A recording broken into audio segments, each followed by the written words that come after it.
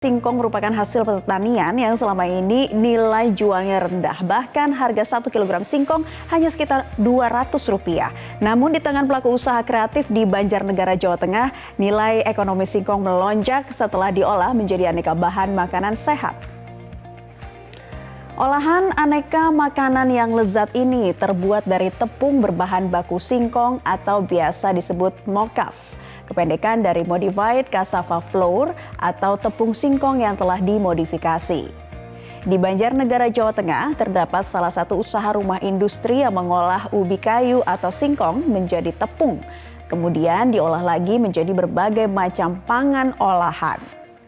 Riza Aziumarida Azra, salah seorang pemuda dari Banjarnegara ini adalah salah satu pendiri rumah mocaf. Bermula dari keprihatinannya mendengar petani singkong di Banjarnegara mengeluh soal harga jual singkong yang begitu rendah, ditambah masa pandemi COVID-19.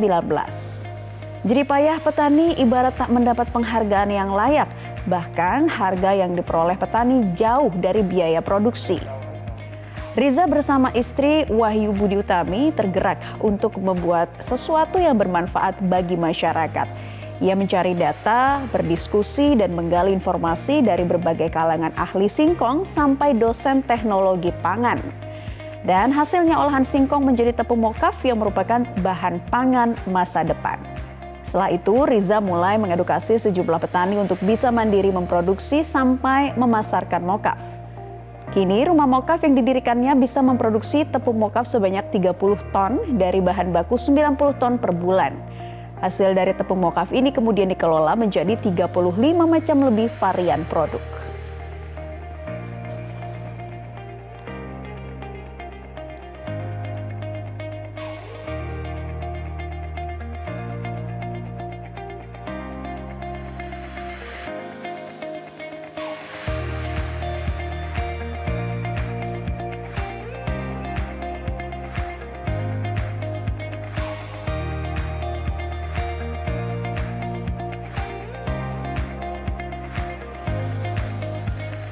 Berkat upaya Riza dan istrinya, harga singkong yang dulu hanya Rp200 per kilo, kini telah mencapai Rp1.500 per kilonya. Nah, penasaran pemirsa bagaimana upaya Riza mengembangkan usaha sociopreneurnya ini?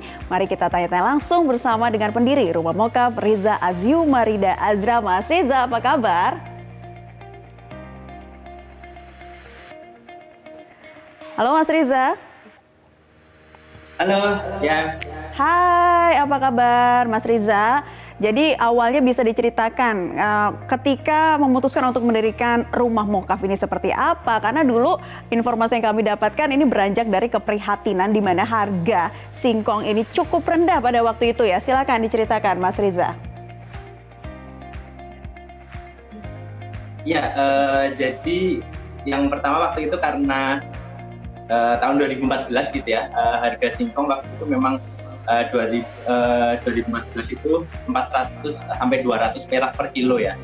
Berawal dari situ kami mencoba untuk mengangkat martabat singkong itu sendiri yang tadinya petani dijual dengan harga yang sangat murah, terus akhirnya kita mencoba untuk melakukan konsep kolaborasi gitu ya antara petani singkong, pengrajin mocaf, anak-anak muda untuk bergerak di dunia sosiopreneur. Akhirnya mencoba membuat gerakan Rumah Mocaf Indonesia untuk mengangkat martabat singkong itu sendiri.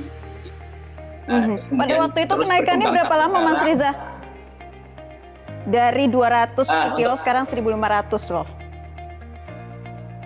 Ya, jadi dulu 200 rupiah ya per kilonya gitu. Terus kemudian akhirnya setelah kita berkembang, terus kemudian melakukan pemberdayaan masyarakat, petani singkong, sampai sekarang kita sudah bisa membeli petani dengan harga minimal 1.500 per kilo. Oke, nanti kalau kita lihat di layar ada beragam cara yang dilakukan terkait dengan proses pengolahan dari tepung mocaf ini sendiri. Secara singkat bisa dijelaskan seperti apa sih tepung mocaf, perbedaannya dengan tepung yang lain begitu? Ya, jadi tepung mocaf ini singkatan sebenarnya Modified Cassava Flour atau tepung singkong yang termodifikasi ya. Jadi tepung singkong yang memiliki karakteristik hampir sama dengan tepung terigu gitu ya, tetapi terbuat 100% dari singkong gitu ya, yang gluten free, rendah indeks glikemik dan lebih sehat dari tepung terigu. Kalau kita bisa tahu kan selama ini Indonesia sampai detik ini masih menjadi negara pengimpor terigu terbesar di dunia gitu. Karena terigu 100% harus impor, belum bisa dibudidayakan di Indonesia, sehingga mau tidak mau 100% Indonesia harus impor gitu. Nah, sedangkan kita sebenarnya punya singkong yang melimpah ruah, petaninya sangat banyak dan butuh untuk diserap produknya dengan harga yang sangat layak. Nah, dari situlah kami mencoba membuat tepung yang memiliki karakteristik hampir sama dengan tepung itu, tapi lebih sehat karena gluten free. Gitu. Baik, kolaborasi yang tentunya melahirkan varian produk tepung yang hampir sama dengan tepung terigu, namun ini jauh lebih sehat karena free gluten tadi ya, Mas Riza. Tapi kalau Anda bisa jelaskan nggak terkait dengan produk-produk apa saja sih yang bisa kita olah melalui tepung mokaf ini? Ya, jadi pada dasarnya semua produk varian yang tadinya diolah dari tepung terigu kita bisa ubah menjadi tepung mokaf ya, seperti itu. Bahkan seperti misalnya ada mie ya ini seperti kita bisa bikin mie dari mokaf, terus kemudian ada juga seperti roti-roti kue lebaran gitu ya, roti-roti kue lebaran, terus kemudian serta kalau gulanya pun biar lebih sehat, aman untuk penderita diabetes, kita juga bikin gula singkong ya. Kita bikin gula singkong yang bisa menggantikan gula kristal gitu ya, seperti itu, tetapi masih cair.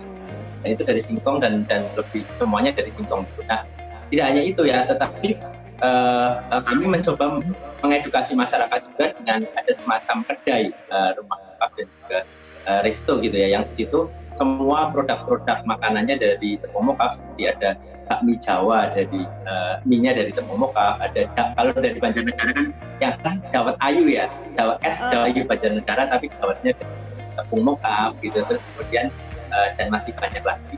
Tapi pada prinsipnya ternyata Indonesia itu mampu untuk berdaulat pangan tanpa impor terigu. Kita mampu untuk berdaulat dan kita tidak bisa membayangkan ya ketika suatu saat Indonesia menutup keran impor terigu, saya yakin ada jutaan petani singkong yang akan terangkat martabak.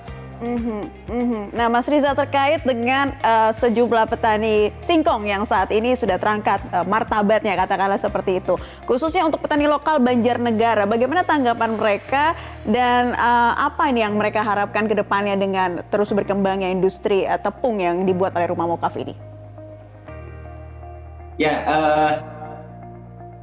kami berharap ya petani singkong yang terlibat di Rumah Mokaf Indonesia ini bisa semakin banyak, tidak hanya di Banjarnegara tetapi bisa berkembang ke seluruh Indonesia gitu ya. Dalam artian Rumah Mokaf ini bisa diduplikasi di seluruh provinsi ataupun di seluruh kabupaten, yang harapannya Indonesia ini bisa berdaulat pangan, petani bisa berdaulat menentukan harga singkong secara layak gitu ya. Dalam artian kesejahteraan petani singkong juga bisa terangkat, terus kemudian Indonesia tidak perlu impor terigu lagi, tetapi bisa menggantikan pangan lokal yang dibuat oleh masyarakat Indonesia dan ditanam di Indonesia dan lebih sehat. Nah, harapannya bisa terus berkembang, bisa terus digaungkan bahwa kalau kata Bung Karno kan hidup matinya suatu bangsa ada di pangannya gitu ya. Jadi menurut saya pangan ini menjadi suatu ketahanan negara yang sangat dasar ya, karena tanpa pangan pasti kita juga akan mati juga gitu ya, seperti itu, sehingga pangan merupakan prinsip. Baik, Mas Riza, untuk wilayahnya sendiri tepung mokaf ini sudah senasional begitu ya, sudah kemudian cukup mendongkrak ketahanan pangan di sini. Tapi bagaimana dengan ekspor ke mancanegara? Ada berapa negara yang sudah merequest pesanan dari Rumah Mokaf ini? Ya, jadi kami kemarin baru saja dibantu oleh teman-teman Majelis Pemberdayaan Masyarakat, Pimpinan Pusat Muhammadiyah dan Lazismu.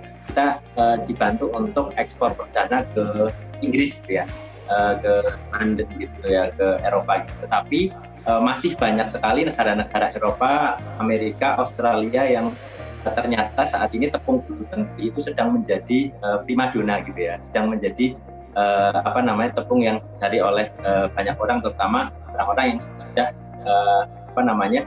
sadar dengan gaya hidup sehat gitu ya, seperti itu. Karena lebih sehat gitu. Nah, harapan kami sih tepung mokaf kami bisa benar-benar terserap di tidak hanya di Indonesia tetapi di banyak negara gitu. Dan sebenarnya kami lebih ingin memperlihatkan ke masyarakat Indonesia bahwa ini loh tepung singkong yang tadinya dianggap singkong itu kan di Indonesia dianggap sebagai makanan orang pinggiran gitu ya, makanan orang miskin gitu ya, seperti itu. Nah, kita akan membuktikan bahwa ternyata tepung mokaf yang dari singkong ini justru malah dicari oleh orang-orang di negara maju, di Eropa, di Amerika, di Australia gitu. Nah, hal seperti itu yang ingin coba kami sadarkan agar semoga masyarakat Indonesia semakin mencintai pangan lokal dan mokaf ini tidak perlu ekspor ke luar negeri, tetapi diserap oleh masyarakat Indonesia sendiri, dan masyarakat Indonesia sendiri yang menjadi sehat juga seperti itu. Iya, untuk menjadi sehat diserap untuk masyarakat Indonesia tentunya. Nah, kemudian target-target apa lagi nih dari Rumah Mokaf ke depannya agar kemudian hal yang tadi Mas Riza katakan bisa segera terrealisasikan begitu? Ya, bisa diulangi Mbak? Iya, ini harapan atau target ke depannya dari Rumah Mokaf sendiri agar kemudian bisa semakin memberdayakan para petani lokal, dan juga apa yang Mas Riza sampaikan tadi terkait masyarakat semuanya bisa sadar akan kesehatan dengan mengkonsumsi tepung mokaf. Seperti apa nih target dan harapan ke depannya? Ya, Rumah Mokaf Indonesia memiliki visi besar gitu Mbak, bagaimana menjadi perusahaan tepung mokaf terbesar sedunia yang berbasis sociopreneur gitu. Harapan kami bisa yang pertama mengangkat martabat singkong dan mengangkat kesejahteraan petani singkong seluruh Indonesia gitu. Dalam artian Rumah Mokaf ini bisa terus berkembang, masyarakat bisa semakin fair dan sadar dengan pangan lokal dan pangan yang lebih sehat gitu. Terus kemudian pemerintah juga bisa semakin berpihak terhadap petani, dalam artian mau untuk menutup keran impor terigu dan menggantikannya dengan menyerap pangan lokal berupa tepung mokaf yang dibuat oleh petani yang ada di desa-desa di Indonesia dan juga ditanam juga di Indonesia tanpa harus impor. Dan harapan kami semakin banyak anak-anak muda yang mau untuk bertani juga ke desa-desa agar mengembangkan pangan-pangan lokal yang ada di desa, karena masih banyak potensi lokal yang ada di desa yang perlu untuk dikembangkan gitu, seperti itu. Dan kami berharaplah suatu saat nanti Indonesia benar-benar akan berdaulat secara pangan, dalam artian Indonesia bisa mencukupi kebutuhan pangannya sendiri hasil dari payah petani lokal yang ada di desa-desa, pengrajin mokaf yang ada di desa-desa, dan juga selain masyarakat Indonesia menjadi sehat, dan juga petani singkong juga menjadi sejahtera gitu ya, terangkat martabat. Baik, itu yang tentunya kita harapkan bersama untuk para petani lokal bisa kemudian sejahtera ya melalui Mokaf ini. Terima kasih pendiri Rumah Mokaf, Riza Azyu Marinda Azra, sudah bergabung bersama kami di Selamat Pagi Indonesia kali ini.